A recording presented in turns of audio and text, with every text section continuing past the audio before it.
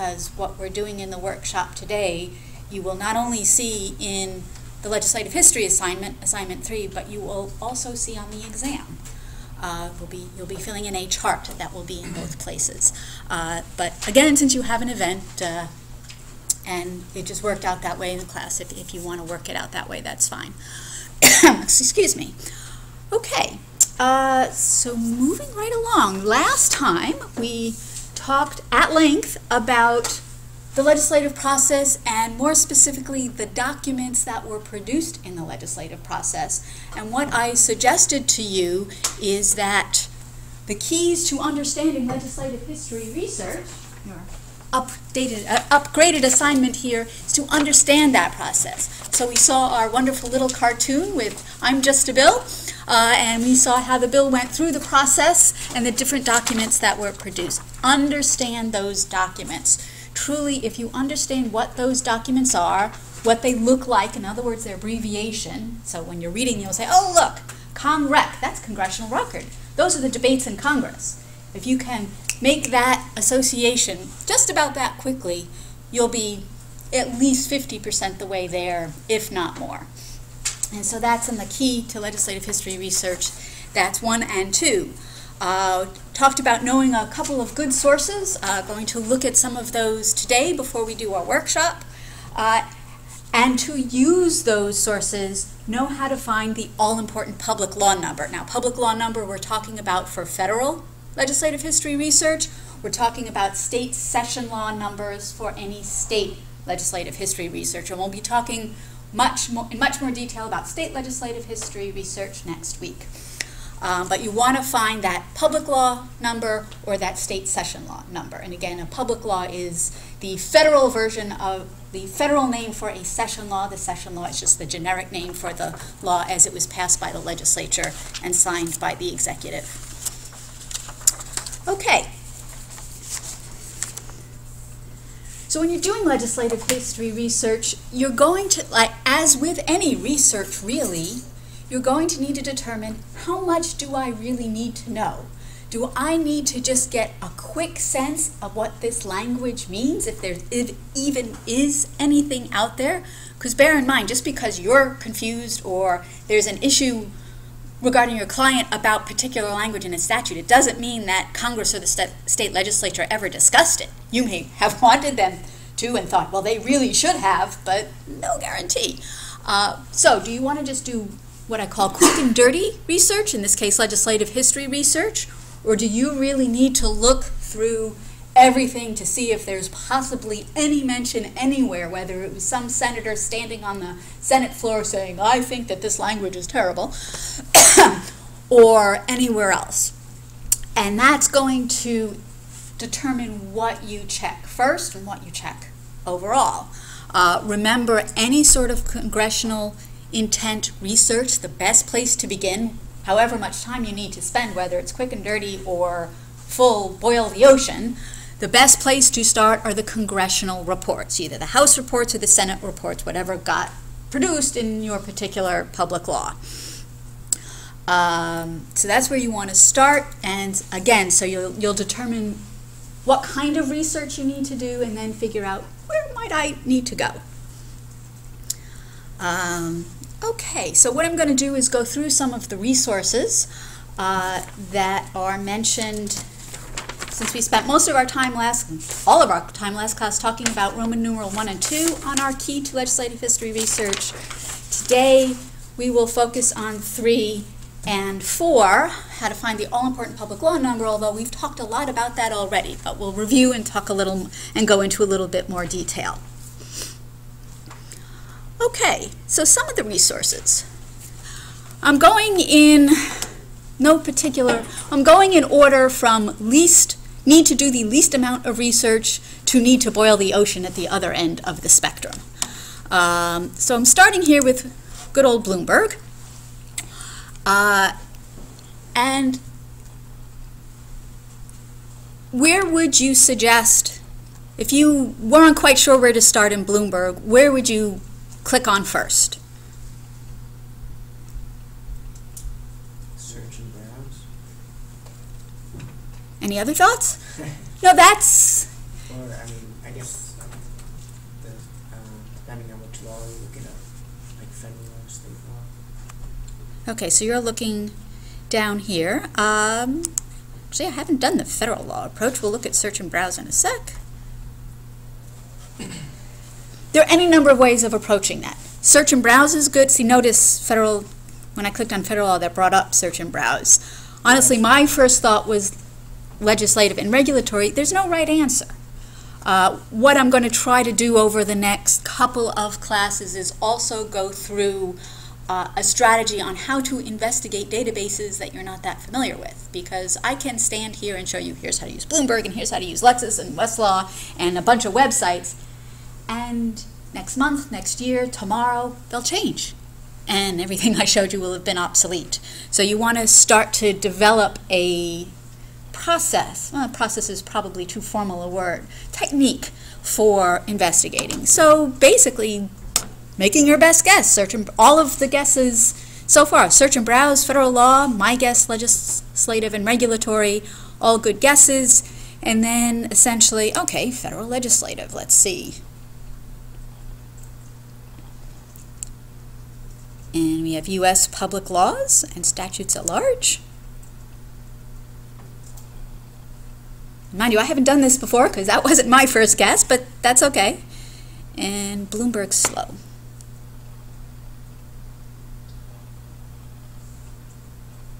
I need slow websites.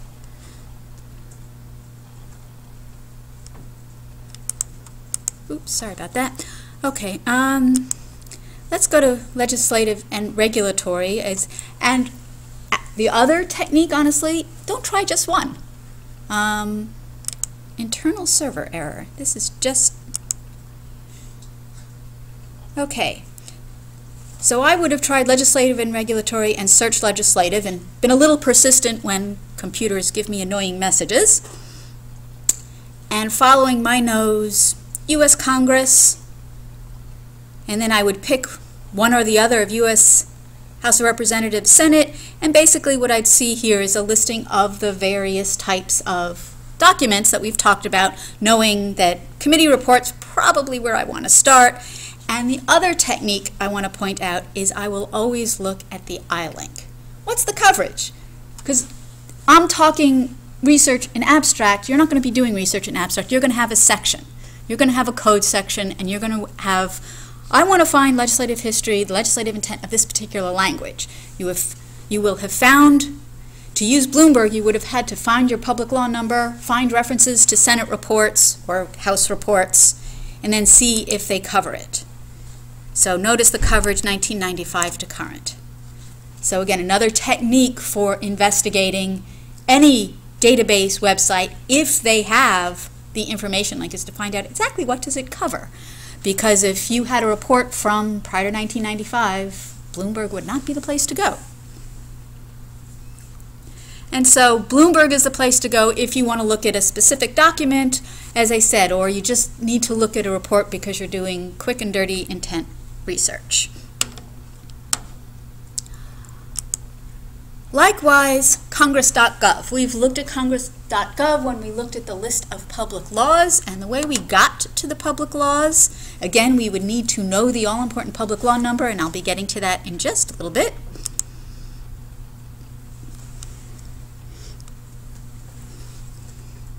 So here's the list of current public laws. Remember, here's our most recent 114-2, passed a week or two weeks ago. If I wanted to go to prior Congresses, here on the left. So if I were looking for, I don't know if you recall, we talked about this, I think last time, one of the public law numbers that amended our preemption section, our ERISA preemption section, was 109-280. And again, I found the all-important public law number, and now I'm looking at it on Congress.gov, so I'm going to say, let's take a look at the 109th Congress. Again, remember the numbering system, 109-280. 109 is the Congress number, 280 is just the random number. And then I'm going to navigate within Congress.gov just so I get to 280 as quickly as I can. So I'll just say law number, because that's what I have. I'm going to guess ascending, and then I'm going to tell congress.gov. I want to look at 250 per page because I'd rather scroll rather than click. Obviously, that's a personal preference. So let's see, we go down to the bottom, see if we have to go to the next page. And we do, so we go to the next page.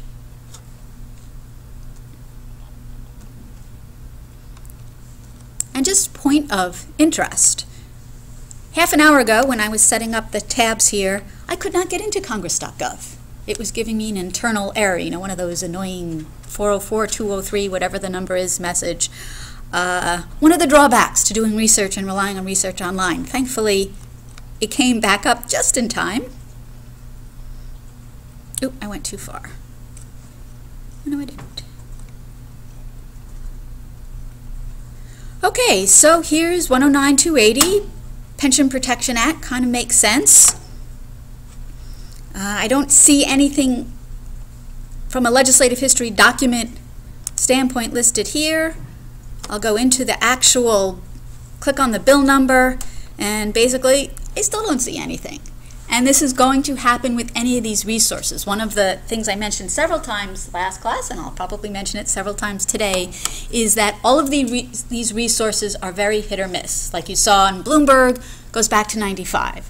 Here on congress.gov, this particular law doesn't really have anything, so not going to help us much at all, so you'd have to go somewhere else. I'd probably, if it was quick and dirty, I'd probably start at congress.gov because it's free, and when it's up and working, it's actually pretty easy.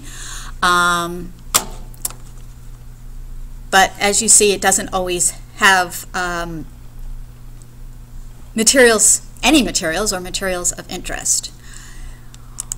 One other aspect of legislative history research, well, this isn't really technically legislative history research, it's legislative research. We're looking at something that's already become a law. What if you read in the paper about something that Congress is talking about, and you want to say, where are they in all of this? Maybe I want to keep my eye open for it. Congress.gov is actually one of the better places to go. So I'm going to look for Senate Bill number 1. Remember, know those abbreviations. And that's in current. That's in the, to see where that bill is. Actually, it turns out that bill passed both chambers, went to the president, and the president vetoed it. That's the Keystone Pipeline for those of you who follow that issue in the news. And what you can do is you can look at the actions specifically. Oh, there were a whole bunch of them, 250. So this is listing the major actions. You could look at all 250 of them, including floor amendments. So again, if you need to look at legislation to see what's happening with it. Also on congress.gov, you can set up alerts. I don't know exactly where that is, to be perfectly honest with you, but if you needed that, you could poke around and find it fairly easily. The other thing I just wanted to show you briefly is an example of legislation where there is some useful legislative history research and what that looks like, and we've actually seen it before. So here's the House Resolution 100, and here's already listed a committee report. So that would be an example if you were doing research and that's what came up, and you'd say, oh, committee report, that's something obviously worth checking into if that was your measure of interest. Okay, let's dive into Lexis and Westlaw. And here's where I am going to really review finding that all-important public law number. So here's our favorite section, 29 USC S or A, USC S because I'm on Lexis. It doesn't really matter. Lexis will understand either one. And here's our favorite section. I can either scroll or I can use Lexis's jump and go down to the history. And here's what I call the parenthetical, again, because it's in parentheses. And remember, that's how we found out 90 public law, the all-important public law number 93406 was what originally enacted ERISA. and we went through all these different amendments for just Section 1144, just the preemption section. And the last time the preemption section was amended was in 2006 by all-important public law number 109-280, which is where I got the number that we've been looking at from. So hopefully the question has occurred to a couple of you. All right, if I'm interested in particular language somewhere in 1144, how do I know which public law to look at? Do I have to look at all of them? That's going to take a long time. And anybody remember the answer? I mentioned it only briefly, so it's fair enough if you don't. Historical and statutory notes, which again are called different things depending on the service. So here in Lexis, it's called amendments. And what it's telling us is the 1983 Act changed subsection B and added paragraph 6. In 1984 Act added paragraph 7, and it goes on and on. So our 2006 Act added subsection E.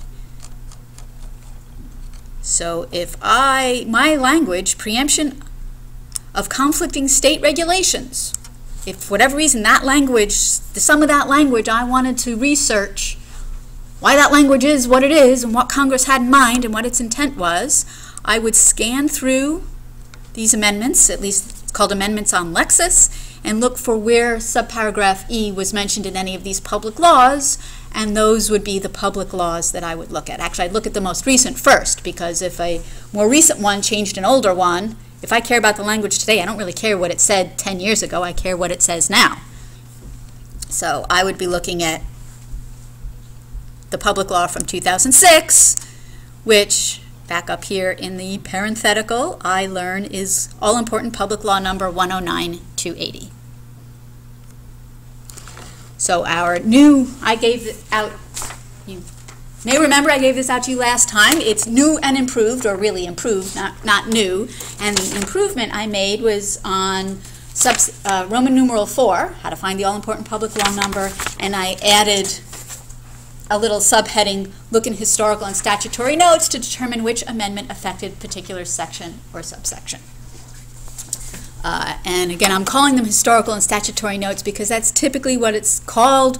I don't know why Lexis calls it amendments.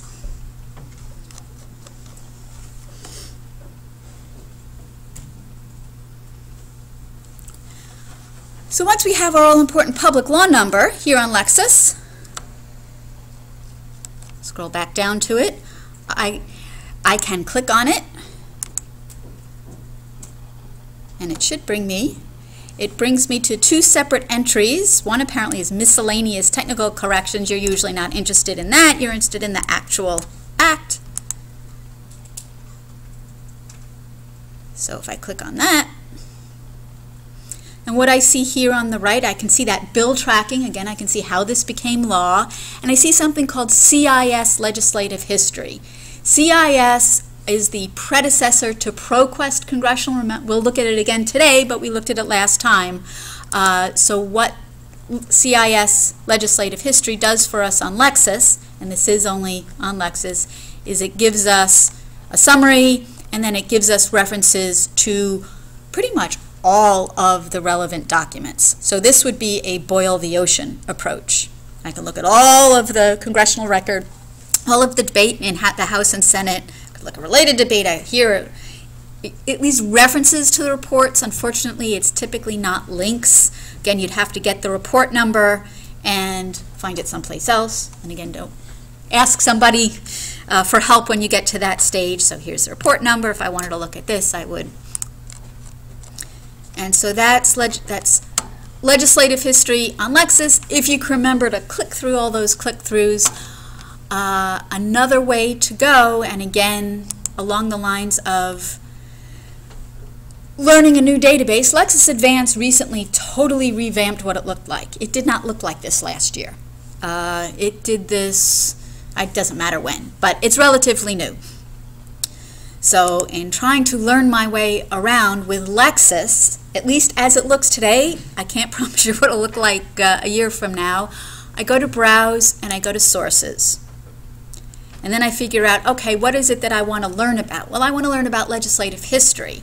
So it's not really a jurisdiction. Practice area is more of a topical practice area, like health, torts. It's obviously not a publisher, so let's try category. And then my category again would be statutes and legislation. And I'm interested at the moment in federal. So again, this is a bit of work, admittedly. And then I would just scroll through. So there's a whole lot of CCH stuff. So we've now learned CCHs on Lexis. CCH is that publisher, CCH and Teleconnect. Really good for tax stuff, among many others. So here's historical index. I'm not sure I really want anything historical. Again, I'd look at that I link. And turns out I'd be right. Historical only takes me through 1980. So this might be great if I had something from 1956, but not especially good for and a whole bunch of bill tracking. And I am the first to concede to you this is not the most efficient research. Here's federal legislative bill history. But this is an example. This is what's available legislative history research on Lexis, also how you would figure out how to find things on Lexis. Honestly, this is not my preference, whatever that's worth. Let's move on to Westlaw. Any questions before I... Okay. Again, we'll start with our section, which is where you'd be starting legislative history research.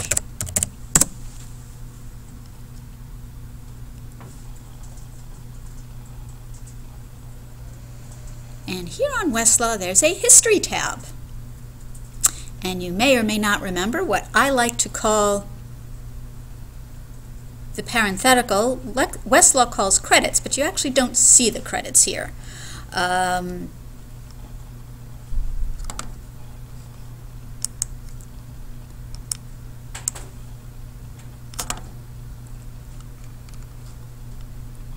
Actually, I'm getting a bit ahead of ourselves. Essentially, I just scroll down. You could do Control F, obviously, and here are credits, and again, we see the parenthetical, same information. Hopefully, you are now comfortable in reading that. Anybody confused at what I'm doing here?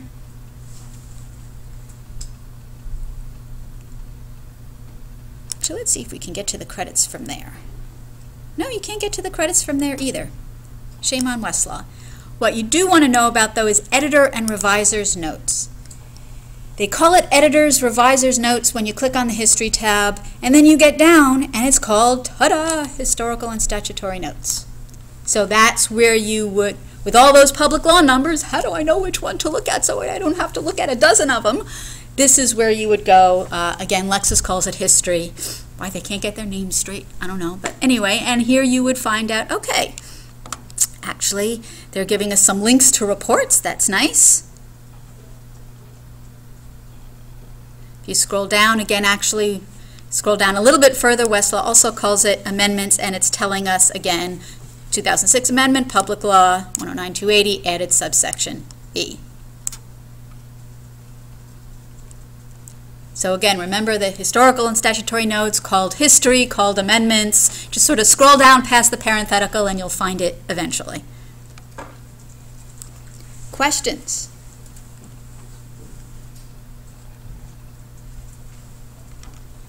Now the other thing here on the History tab, you'll see legislative history materials. That sounds awfully promising. What Westlaw does is it will link for us whatever it has available on Westlaw in terms of legislative history documents. And it will list it by all-important public law number in reverse chronological order. So it's starting with the most recent all-important public law number, 109-280. The one we were sort of interested in, and it's telling us, here's what we have on Westlaw for you. We have something called joint committee prints. Just so you know, so you don't get confused, for tax issues, there is something called the joint committee, and the joint committee is joint House and Senate people get together in the joint committee, and they produce reports having to do with tax issues. And so if you read here, you'll see a lot of tax stuff. Tax Act of 2007. The Joint Committee is actually a very important source for legislative history for tax issues, for any of you interested in the tax world. But once we scroll past the tax stuff. We get to the congressional record, which we know equals what? What do you find in the congressional record? The debates. Debates. Congressional record equals debates. Debates equals congressional record. It's transitive. Remember math? Anyway, if you could keep that in your head, either way, that would be great. Testimony. Testimony is actually hearings. Don't get testimony confused with debates. Debates aren't testimony. Testimony is people getting in front of and testifying before a congressional committee or subcommittee. And then presidential messages. Remember, the president stamps our bill if he signed it, or actually, in the case of the Keystone Pipeline, he stamped veto on the bill's forehead. And then you have to be really careful on Westlaw, and I make this mistake all the time when I'm looking at legislative history. I scroll too fast and say, oh, look, reports. And what I missed was that, oh, look, we're now in a new public law number. It's reverse chronological. So 109-280 was 2006. We're now looking at legislative history documents from public law number 105-200 back in, I'm guessing, 1998. So just need to look carefully. Okay, so that's how to get to legislative history materials on Westlaw. Getting to know, so that's one way. Another way is, again, investigating Westlaw, and on Westlaw you can do it straight here from the first screen, which is the Browse menu. You can either go to Federal Materials, or if you happen to notice, here's a legislative history link here. And what you get are random ways of searching particular types of legislative history documents.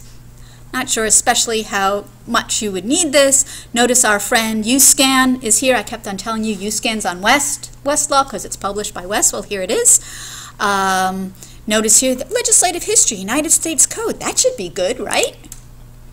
Well, the one way to find out is to click on it and then look at that I-link. Turns out it's all congressional committee reports, even reports on bills that did not become law, beginning with 1990. So great if you have something after 1990, not so great if it's before. Also sets out, and it gives you what's in UScan, U.S. Code UScan from 1948. Another aspect of legislative history on Westlaw. Come on, go back. Are these GAO Federal Legislative Histories. Bunch of different organizations, some law firms, the General Accounting Office has done what is called compiled a legislative history. They pulled together all those documents, reports, hearings, congressional record, equals debates, bills, you name it, and they compiled it, and that's what you would find in here. Legislative history for most public laws enacted between 1921 and 1995. Kind of random. IMHO.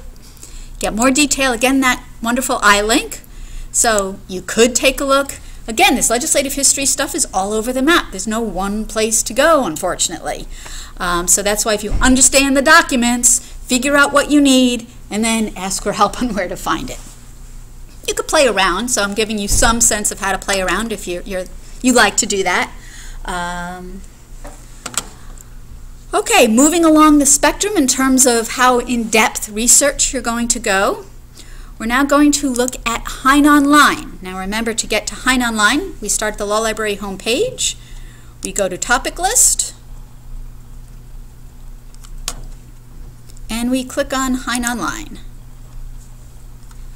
Now we met Hein Online when we were talking about law journals, because this is where you'd find PDFs going back to the first volume for many a law journal.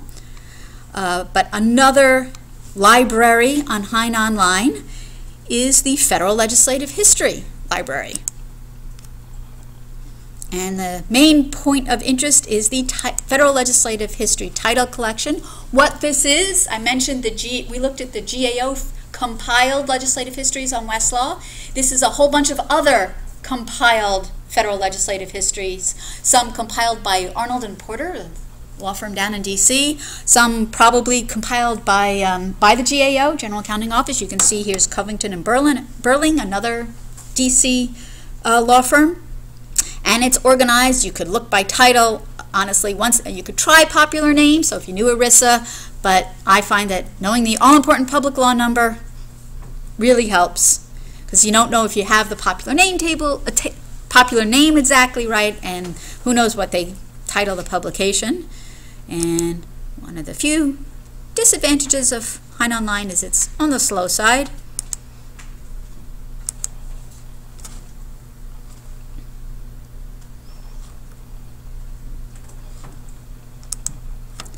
I'm going to wait just a minute, otherwise I'll just jump into the tab that I opened earlier. Basically, you just look for the public law number. I choose the 109th Congress, go to 109-280. I'd say, hooray, there's one there, because it's not complete. It's not every single public law number.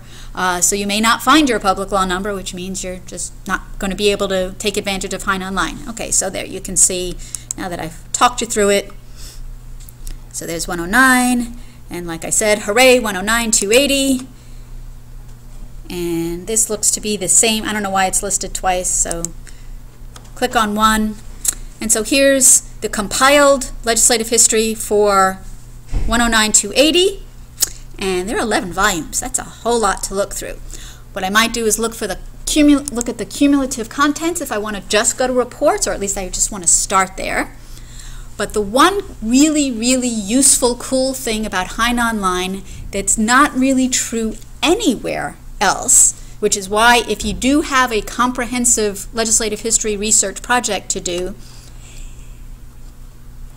the really cool part, going back at, is search this title. This is the one place where you can do a keyword search for whatever legislative language is of interest. So I can, by highlighting pension reform, legislative history, and search whatever text I'm interested in searching, preemption, and somewhere or other, oops, my screen is getting cut off. There is a search at the bottom. Right. Are you seeing it? Yeah, it's midway down, below the date. Am I missing it? Yes. Ah, I'm missing it. Okay, thank you for that. And what you see are throughout those 11 volumes, so we're talking thousands of pages for sure, where the term preemption turns out. I have done legislative history research using this for helping out one of the faculty who was writing an in-depth scholarly article, which is more often why you would do such a thing. But so again, that's why Hein Online would be particularly useful. And last but not least, also on the very comprehensive end, we've already talked about ProQuest Congressional. The advantage of ProQuest Congressional, it's very comprehensive. Not only will it have all the documents, so it'll be essentially compiled, it will be for all of the public laws. The downside is that it won't be full text. It's very hit or miss full text. But once again, if you have the all-important public law number, did you follow? I didn't. I clicked on search by number. I clicked on all-important public law number, and then I just used the drop down.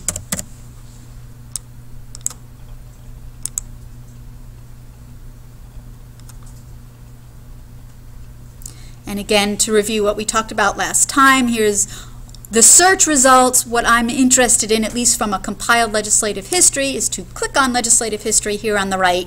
Admittedly not intuitive. And then again, that's tell ProQuest, yeah, I really do want the Pension Protection Act of 2006, 109-280.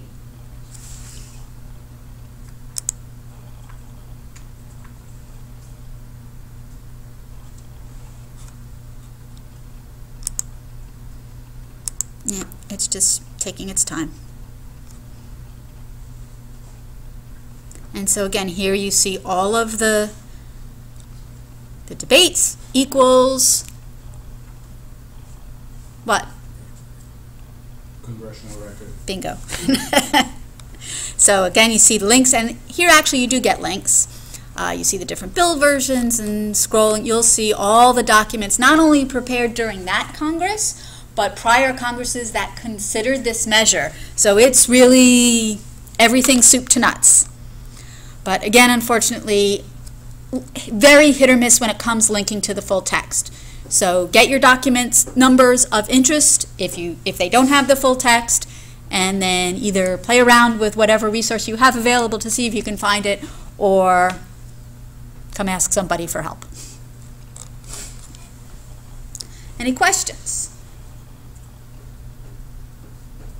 Okay, so what we're going to do is go up to the library to do the workshop. Please do bring your laptops. Most of it will be online. I am going to ask you to look in UScan. We looked at UScan in our last class. And the main reason I'm asking you to look in UScan is because you'll be able to find the full text of reports. Because I keep on mentioning reports are the best place for legislative intent, I want you to be able to look at a report and find that section by section analysis, which is the spot in the report where you're most likely to find useful legislative intent information. And I'll be there to help you out because UScan can be a little tricky to use.